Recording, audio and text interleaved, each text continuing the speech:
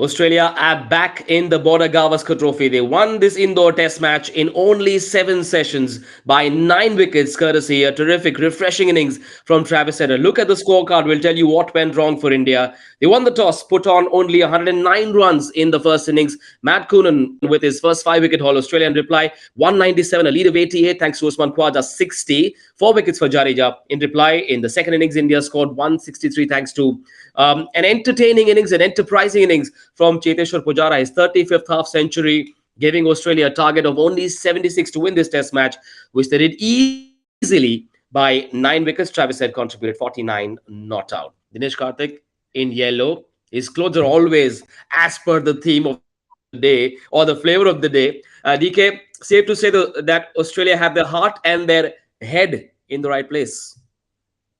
Very true. I think Australia played some good cricket.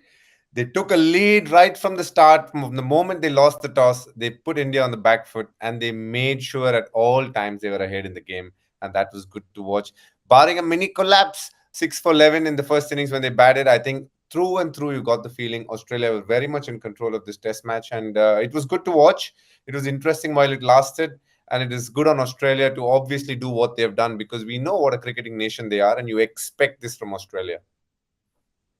Yes, they do take great pride in competing at the highest level. Things haven't really gone to plan in the first 2 test matches, but here Australia came in with a couple of forced changes, and it looks like they've found that right combination. We will look ahead to the Ahmedabad test match as well, but under pressure, this team's mental resolve was tested, the belief was tested, and they just seem to have pressed the reset button, and everything just seems to start working beautifully for them.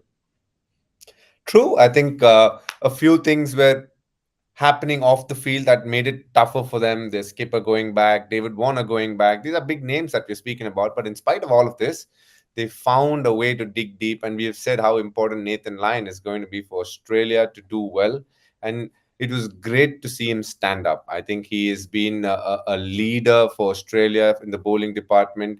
In many ways, he's been a path-breaking bowler over the over a period of time in world cricket because for a conventional off spinner to come and dominate in Australia the way he's done, being part of the team has been phenomenal to watch. And we were a lot of people were talking about 4-0 and 3-0 and all of that, but it was great to see Australia come back, and that is what we're used to seeing. Australia as a team that is very resilient. You can see, irrespective of the gender, they've dominated world cricket for some time now, and it was good to see them firing on all cylinders. It's just the start. I'm very sure they're capable of much better, and that is great because when touring teams come to India, sometimes they get annihilated in the recent past. But this is one such Australian team. The first 2 test matches looked very off color, but now they can proudly say, yes, we have put a foot in the door and we have a chance at leveling the series. Emotional cricket fans can look for hope and optimism where there isn't any. This morning, second delivery, the first wicket, and everyone said, hang on, could we see a repeat of that first innings collapse? But it wasn't to be because Travis had said, listen, this is what I'm going to tell the selectors, Pat Cummins, Steve Smith, Andrew McDonald. This is where you made a mistake in the first 2 test matches. I'll tell you why. And what a great batting show it was from Travis Head. Complete clarity, showed a lot of guts, and just backed himself to finish the job so clinically. True, I think right at the outset, great tone set by Ashwin. And he's somebody who's a momentum bowler. When he gets a wicket, he generally tends to get 2-3 in this spell. But I do think Ashwin, after that first wicket, created a lot of balls that troubled Head, especially as a left-hander. But the moment there was one over, there was a critical over there by Ashwin. It was critical in the sense that he gave away 2 loose balls, slightly fuller, and from that moment, Travis Head didn't look back. Slightly fuller, he was ready for hitting boundaries, hit one over mid-on, and then he hit 1 6 over mid-on as well. And then he didn't look back after that. He said, that's it. I'm on the charge now. I feel good. My defense is coming well. You've left a gap for me at covers. I'm going to try and thread that gap too. And from that moment on, he didn't take a step back. And that was really good to watch. In turning tracks, that's what you need. A little bit of momentum, some small error the bowler makes, and then you want to pounce on it. And that's what he did. Yes, they were chasing a low target. So as a bowling team, your pressures are different. The way you bowl is a lot different. But Travis Head made sure that the moment he got that couple of boundaries, which was what he was looking for, because he's somebody who likes to hit boundaries, he didn't look back after that. He just kept making sure that the Indian team knew that he was coming at them. In the first 10 overs, they were a they were a bit watchful. They didn't go for the big shots at in during that stage. Did you think, hang on, they're making a mistake by going slow in pursuit of 76, or was there a plan in place from Australia? They would just wanted to see through the first 10 overs and then open themselves up. I think their plan was to bat instinctively. If you get the bad balls, put it away, be positive in your approach. But that's where the Indian bowlers were really good. In the first 10 overs, especially Ashwin, he kept it very tight, bowled good lengths. But the moment they changed that ball for, they were not happy with that ball. They got the feeling that the stitches had probably given a little way between the stitches and the leather, changed the ball, and the changed ball made a lot of difference. It wasn't as hard as they expected. It probably didn't have the bite from the pitch that the ball could have probably had if it was harder. And from then on, the things just turned completely Australia's way. Travis Head and Manas Labuschagne put the foot on the accelerator and just didn't let go. They just kept going. And in case Indian cricket fans are wondering what the key reason for India's failures was, is it safe to say they didn't do what Australia did with the bat? The top order failed once again. Absolutely. I think we cannot hide from the fact that the Indian middle order or the Indian top seven batters haven't got the scores that they would like. We are talking about consistent collapses. Is batting difficult on this pitch? Most definitely. There is no doubt about it. Batting is hard on these pitches, but as a team, they've chosen to play on these pitches, which tells me that they need to back themselves doing well on this pitch, and they are capable of it. A lot of the players in isolation has probably played in tougher pitches over a period of time, but playing international cricket is a different ball game altogether. When you get out a couple of times, there's so many doubts that come, the confidence gets low, and then to go out there and still back yourself to play those big shots just to get away from pressure can be really hard. I completely empathize with the Indian batting right now, the Indian batters right now. It's hard work, but that's what test cricket is. All the players out here have all been under pressure at different points of time in their test career. And here is another question, because they will accept that a large part of the batting has been camouflaged by two things: the lower order contributions and the fact that India won both those test matches. And if you rewind to a little bit behind, if you go to the Bangladesh series, there also they struggled against spinners, but it was camouflaged. And why? Because India won those two test matches. And most importantly, the lower order contributions in many ways helped a lot. But when you lose a test match, it's glaringly obvious. It's right in your face, and people will speak about it. And they're right in doing so because it's obviously happened consistently over a period of time. Are they capable of getting runs in these kind of pitches? Definitely yes. Is the opponent struggling? Again, it's a big yes. But it's been happening so consistently that people are going to ask questions saying, how can the fact that Team India is consistently backing these players, but they are not producing the scores that's required? What I love about days when there's cricket is that there is less negative chatter on Twitter. People are expressing their opinions on the sport, focusing on hashtag India view Australia as opposed to other not so pleasant things that they tweet about. We've got a question for Dinesh Karthik with hashtag Cricbuzz Chatter. Ask Cricbuzz Chatter. Say Juti Saha, good to have this question. When Indian batters score runs at home, their skill set is hailed, but when they don't, the pitch is blamed. This isn't the case with other batters in their home conditions. Shouldn't the narrative be the same? Logical. Okay. Very well put, Sajuti. I think I have to agree with what he's saying. It's perfect. I mean, I kudos to that. It's not a question; it's a statement. What he's saying, and it is true. When they do well, obviously they're giving credit, but when they don't do well, it goes back to the pitch being bad. But the one thing that I will tell to Sajuti is the fact that India haven't done well in the recent past in pitches. And we spoke about this before the series as well when they finished against Bangladesh. What is India's biggest challenge going to be? Playing off spinners. It's been an Achilles heel for some time. And who has done well in the test match that they've lost? Nathan Lyon. Who's done well consistently through for Australia? It's been Nathan Lyon and Todd Murphy. So the question is right there. The answers are for the batters to search. They are going to go and search for some answers to some high quality off spin that both Todd Murphy and Nathan Lyon seems to be delivering in every spell. Rohit Sharma was in sensational form. Not so much with the bat, but in the press conference after this loss that has troubled India a little bit. He was very candid, very forthright, and here's one of the many things he said. It was everyone's call to play on these pitches. It was a collective decision. It was only after we lose that such talks about pressure on batters start. He was candid, forthright, said what he felt. It was just good to see him hit the nail on the head by talking logic. Absolutely. I think he's bang on there. I think all of India wanted India to play on such pitches, mainly because there are two big things happening here. One, the fact that Border Gavaskar Trophy in itself is a great series to start off with two high quality test playing nations playing against each other. We have held it twice in a row, and we have held on to it for the third time. And throw in the cherry on top, the fact that the World Test Championship final is just lurking around the corner. So, what is India's strength? The spin is very good. The spinners are really good, and also the fact that they all can bat and they can bat deep as well. So, lower order contributions have been a major part of India's success in the recent past. So, why not back spin? And when you play pitches like these, I think the Indian team management also deep down will know there will be one that doesn't go their way, and this test match happens to be that. So they will accept it. If they were going to put these pitches and expect 4-0, I don't think a lot of people could have thought that, but I don't think the Indian team is foolish enough to believe that they'll play on some hard pitches and everything is going to go their way. There will be a rub of the green going opponent's way, and that's what happened this game. But what is interesting for me is the fact that generally when teams play on turning pitches, the team that wins the toss looks to bat first and they go on to win games. In domestic cricket, consistently that's happened. But 3 games on the trot, the team batting first has lost these games. So it's probably the fact that when the pitch is at its freshest at the start, it is probably the most difficult.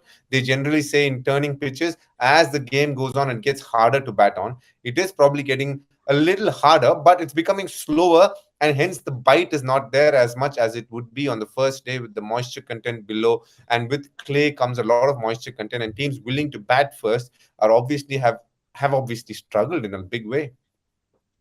He also said that, these days we talk too much about pitches. He said, why don't you ask me about how well Nathan Lyon bowled, or how well Usman Khwaja batted? So credit to Australia for what they did, and of course Pujara as well. So he said, listen, let's focus on individual performances. They batted better, they played better, and they won. It's so refreshing to see no excuses being offered. And he said, we were outplayed, and credit to Australia. People who know Rohit Sharma on a personal level will know that he's a straight shooter, and that's what you Yeah. get. I think it's very correct of him to say that Indians didn't bat as well as they could have. That's one. But also, please give credit to the bowlers of Australia, because I think Matthew Kuhneman bowled a brilliant spell first up, and also the fact that Nathan Lyon backed it up amazingly well in the second innings. What has been really good about this Australian team compared to the other teams that tour India is the fact that the second spinner and the third spinner have kept things tight. Their consistency in line and length has been really good compared to other teams that have traveled to India, because a lot of the times India tend to pounce on those bowlers and get a lot of runs. And if you don't get your length right, it could be very, very hard. I feel somebody is just troubling outside my door, wants to talk to me really badly. But for the moment, I really want to say Australian second and third spinners have been fabulous. And that's one of the main reasons why they've been able to consistently stay on top in this test series, not test series, in this test match, because they never let things run away from them. No matter who bowled, they kept things tight, and that is really good on Australia. There was one moment in that press conference where I couldn't stop chuckling. Some journalist asked him about that conversation with Ishan Kishan, and he said, no, it wasn't tactical, it was something personal. So if it was tactical, I would have told you. You buy that? No, I'm sure it was tactical. You got the feeling that Rohit Sharma told him, please tell Pujara enough of defense. If he sees something up, go for it. That's what Pujara did. You don't get Pujara, you generally wouldn't get Pujara getting an award for hitting the longest six. But this one test match is where one he will relish and probably really be happy with the fact that he got an award for hitting the longest six of this test match. He's going to be really proud of that. And there are some big hitters in both sides, but he seems to have got the biggest six. Yeah, no, jokes aside, but Rohit was very refreshing, very candid. He is a straight shooter, and so is DK, and so I'm going to put him in the hot spot now.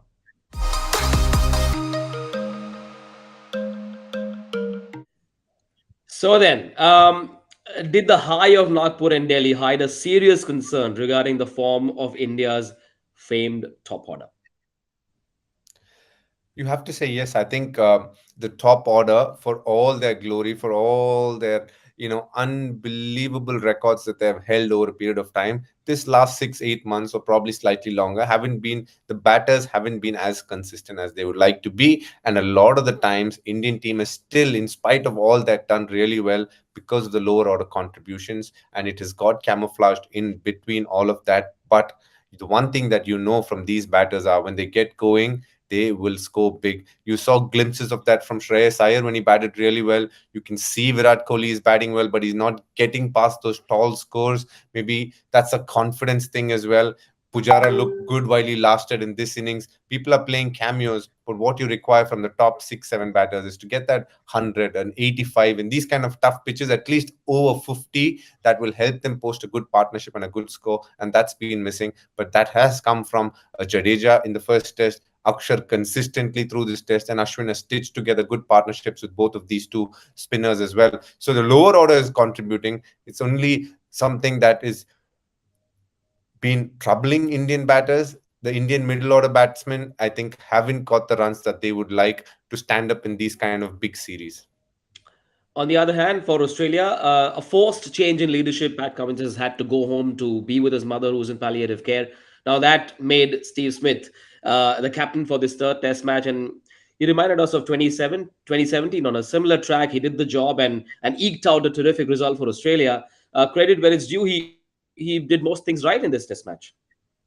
Oh, no doubt about that. I think he was at his best in terms of his energy. I think he's very involved. You could see the bowling changes that he made. And in India, sometimes it really helps being a batsman captain because you tend to think like the batsman you're bowling to, you're up against. And the fact that he's able to, in many ways, predict what a Virat Kohli or what a Rohit Sharma would like to do, what's the kind of fields that would upset them, is really helpful. Bowling captains are very useful in different sort of conditions, but in these kind of pitches which is aiding spin, having a batsman captain can really be helpful. And I think he was at the top of his game. He's really looking forward to this responsibility, and he is somebody who enjoys the luxury of being a responsible player. I think it gets the best out of him, and that was very evident in this test match. The way he marshaled his troops, the way he made sure there's a sense of calm, even though you would look at him and not feel that, but he knew a lot of the times what he wanted the team to be doing, and that's a very good sign for a captain. It's good for Test cricket fans as well because this result adds a little more spice, a little more edge to this series where India now, from the WTC final point of view, find themselves in a spot where they still need to win the fourth Test match to not depend on Sri Lanka, New Zealand. Now, are these things what us on the outside obsess over about a lot more? Will the Indian team think about this angle, or will they say, forget about all that, let's just go and press the reset button, win the fourth Test match, and the rest will follow? Indian team will definitely say, forget about the World Test Championship final and the thoughts about that. That is bound to happen. Look, let's not kid anybody. I don't see Sri Lanka beating New Zealand in New Zealand. It's a tough ask. I think good teams have traveled there and found it really hard. I don't see Sri Lanka doing that. So you can definitely say it's going to be an India Australia final. Something miraculous has to happen for that not to happen. And I don't see that happening. I think it's going to be an Australia versus India World Test Championship final. But what they would want from this team India is to win this series 3-1, and most importantly for that top order and the middle order to fire, so that going into that final they have that confidence, they have that runs behind them, because that is something that has not happened in the recent past, and that will irk them, because we're talking about legends here. They're not mere mortals like you and me. I think they've all have terrific test careers. They've been so successful, so consistent, so they're not going to be okay with mediocrity. They know these are hard pitches, but they also know deep down that those are the kind of pitches that they want to score runs on, make it count. They have been unlucky sometimes, and that they'll be okay with. But also in between that, they've played some loose cricket, and that they will not be okay with, and that they would want to correct in Ahmedabad. The fourth Test match starts on the 9th of March at the Narendra Modi Stadium in Ahmedabad. Massive stadium, big stage. Australia now on a high after winning this third Test match in only 7 sessions. India won the first two. Let's now look ahead to that Test match. That's where it is, and that fourth Test match will be followed by three ODIs, one at Wankhede, the other in Vishakhapatnam, and then we say goodbye to Australia in Chennai before we say hello to the IPL that starts at the end of March. We'll come to the IPL later. But for the fourth Test match, from an Indian perspective, I'm not too sure what the pitch is going to be like. But you have seen a fair bit of cricket happening there. What are your expectations from that pitch? Because we've obsessed so much about black soil, red soil. What kind of pitch is it going to be? Because before this Test match, Rohit was quoted as saying we'd like conditions in Ahmedabad to be similar to the Oval. Now, after this loss, will that change? What are your expectations from that track? 100% it'll change. It'll be nothing similar to Oval. It will be the Maidans of India where it'll aid spin. We have a long batting lineup with our spinners who can bat. It will be a pitch which will definitely aid spin, and it would, in many ways, be a challenge for the batters again. And if so, if that's the case, would you still go with 3+2, three spinners? I think that's again a combination that they're going to deeply look at. Do they want two medium pacers in these kind of pitches? That's something that's going to be deeply looked at. If at all there's going to be a change in the 11, that's the only one. Do they go in for an extra batter, or do they go in for that bowler that they believe that could be giving them that wicket at crucial junctures? But would they need two medium pacers, because between both of them they hardly bowl. Again, the pitch will dictate that. If it looks like a pitch that might not straight away start turning, they might look at fast bowler. But if they feel that, it might start turning day one and we don't need that extra spinner fast bowler, then let's look at playing the extra batter. So that is the only call that they're going to make, whether it's going to be the extra batter or the fast bowler. That will be the only change that India will be looking to do. And assuming the conditions are going to be similar, or the pitch rather, for Australia, cut, copy, paste, third test match, no change, don't tinker with it? Yes, most definitely that's what they would like to do. But what can throw a spanner in the works is if Pat Cummins comes in, whose place does he take? Now that is going to be the big question for them. Yes, but everything else has gone to plan, isn't it? Because three spinners, Murphy was start of the first test match. Nathan Lyon is back to his wizardry as well. Matt Kuhneman with a 5 wicket haul, and I suppose, I mean, I don't know how Australia operate, but when the mood is right after a win, typically teams don't really want to tinker so much. Yeah, they don't want to, but imagine if your captain, nominated captain, who's gone back to a test because his mother is not feeling well in palliative care, now comes back. Unless he decides that the 11 that is just played is probably the best combination and it's better he doesn't disturb it, that's a different question altogether. But in many ways, in most countries, the skipper would come back and walk into the team, and whose place would he take? That's the only tough question that they would get if Pat Cummins makes himself available. He has another 4 or 5 days before he takes that decision, so I guess in time we will know. But in both sides, those are the only questions that that's going to be asked. For India, is it going to be extra fast bowler or an extra batter? For Australia, does Pat come in and swap places with another cricketer, with another player in the 11? Could be the fast bowler ideally if the pitch is in any condition similar to what we have seen in the last three tests. Yes, it was a forgettable test match, but one of the few positives of this third test match for India was the reverse swing masterclass from Umesh Yadav, and he is in the spotlight on episode 5 of Rise of New India. He was among the first to burst onto the scene. Umesh was bowling beautifully and he was consistently being dropped. Very unlucky of Umesh. वो उतना नहीं खेल पाया जितना खेलना चाहिए था. What wrong did I do for you to drop me? Throw him the leather and you will still see the mental steel of a cricketer. Umesh Yadav is called the strong man. Bharat Arun, I think, named him that. He is a perfect team man that you would want to have in the side. The beauty about Umesh is when he does bowl well, he has the potential to get 2 to 3 wickets in a spell. He has the ability to bowl unplayable balls at times. I think the hardest time for him was when he was unsold at an auction. From not being on any franchise's initial plans in a 10-team IPL to then feature in India's T20I side inside 7 months is perhaps what defines Umesh's career the best. That shows the character of the man, somebody who is willing to fight, whatever the world says, but still making sure that he fights. Umesh was not given his due. You don't see anybody lasting 10 to 12 years bowling the same pace. And I think Umesh Yadav is somebody who's achieved that. And you cannot skip Umesh's chapter when it comes to the rise of New India.